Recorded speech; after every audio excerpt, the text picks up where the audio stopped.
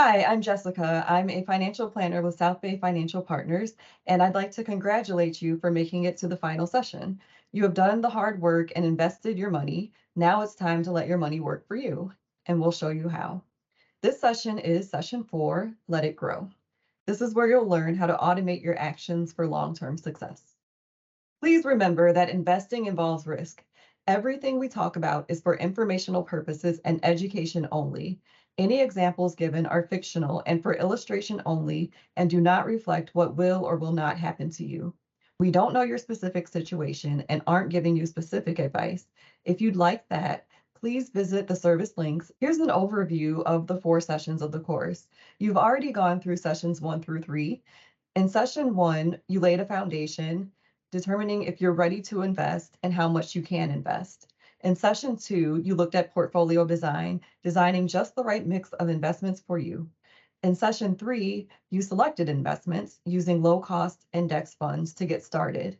And in this session, session 4, you'll learn how to automate your actions for long-term success. This session will cover dollar cost averaging, automating your investing and monitoring, and paying yourself first, or incorporating tax planning to maximize returns. Let's start with dollar cost averaging. So what is dollar cost averaging? Know that no amount is too small to get started investing. With dollar cost averaging, steadily investing regularly can have a huge impact on your finances. So think about how often you can invest. Is it monthly? Is it biweekly? Is it some other period of time? Let's take a look at why investing regularly is important.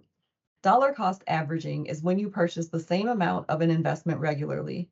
It is the opposite of timing the market, which would be trying to only buy when prices are down. So trying to predict what prices are going to be and buy when you think the prices are going to be lower. With dollar cost averaging, over time, the average price is lower and you're more likely to follow a consistent schedule. This can be an effective financial and behavioral strategy. So let's look at an example of how this works. So what is dollar cost averaging? Dollar cost averaging is when you spend the same amount of money, for example, $100, on an investment regularly. It's the opposite of timing the market, which would be trying to buy only when prices are down. Over time, the average price that you pay is lower than the average price per share, so you're more likely to follow a consistent schedule when you're dollar cost averaging.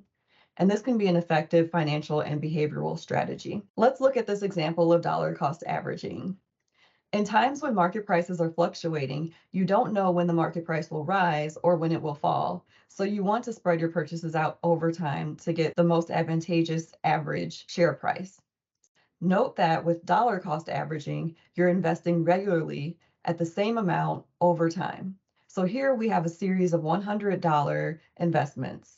Let's look at how the average share price is in your favor with dollar cost averaging.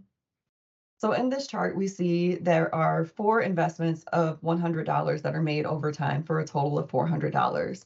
And we see that the share price fluctuates with each investment. So the first $100 was invested at a share price of $10, the second one at a price of $12.50, and so forth. And then we see that with the first $100, 5 shares were purchased. With the second $100, 8 shares were purchased, and so on. So we see that the total investment ends up being $400. The total share price to purchase 1 share is $67.50. So keep that in mind because we'll use that to calculate an average. And the shares purchased in total are 27. So the average price you paid per share through dollar cost averaging is $400 divided by 27 shares, or $14.81. This means that you have made your series of $100 investment at an average price of $14.81. So that minimum price of $10 that we see in that maximum of 25, throughout all those fluctuations, the average price that you ended up paying was $14.81 per share. So now let's look at the average market price per share over that same time period when the $400 was invested. So we have the total to purchase 1 share over that period is $67.50. And it's over a period of 4 investments. So we're going to divide the $67.50 by 4 for an average market price per share of $16.88 approximately. So if you were to purchase shares using dollar cost averaging, you end up paying an average of $14.81 per share, which beats the average market price of $16.88 per share. So now that we've looked at an example of dollar cost averaging, let's talk about next steps. So think about your life all the way through. It's a balance of spending and saving. You want to make sure that you are spending enough to live your life comfortably now, but also that you're saving enough for your future. And it's okay to change the amount that you want to save versus spend. Just find the right number that you can commit to.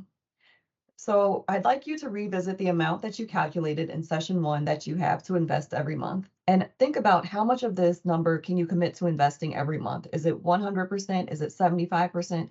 Is it something other than that? Keep this number in mind for the next section.